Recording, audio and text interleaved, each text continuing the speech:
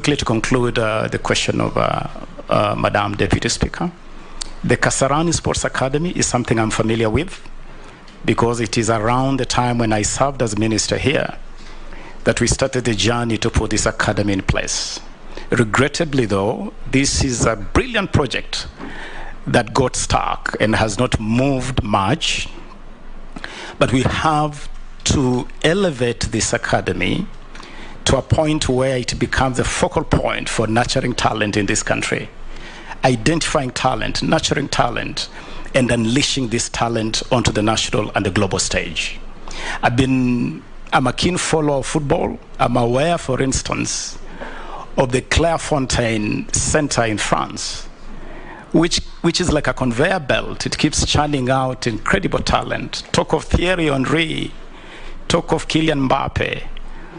You see players who have been nurtured at this French academy. We can do it here.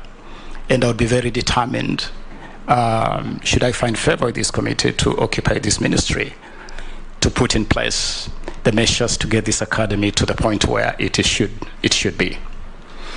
Mr. Chairman, quickly, to the point raised by the Honorable Leader of Majority of this House, Honorable Kimani Ichung'wah.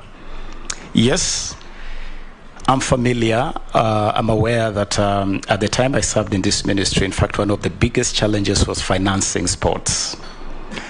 And Mr. Chairman, my biggest achievement as Minister for Sports at that time was the enactment of the Sports Act. In fact, for the brief period that I was in this ministry, I took it upon myself to accelerate the process of enacting this law.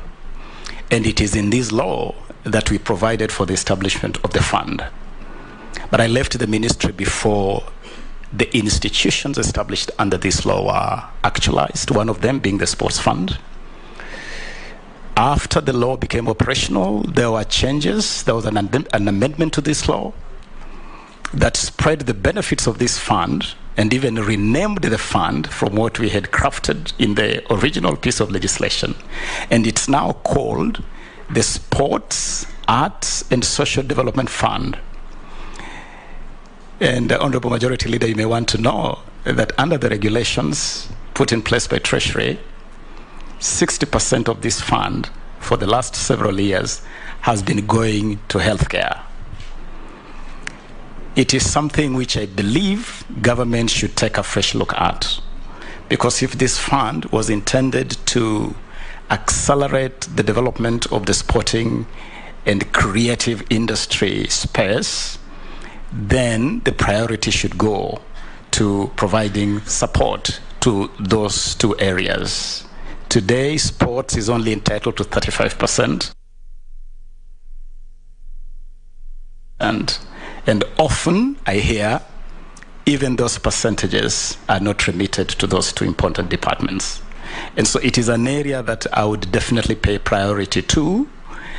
And I would definitely engage Treasury and other departments of government in the spirit of collective responsibility in government to return priority of this fund to its original intention, so that we do not have cases where we hear our athletes arriving late in Oregon for important competitions, where you hear of incredible stories of horror of our athletes spending nights at airports because of mismanagement and limited resources.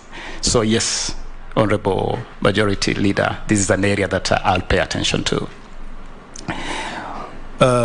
My good neighbor and friend, Honorable Minority Leader Opio and I, what new thing could I possibly do if I were to make a return to this ministry?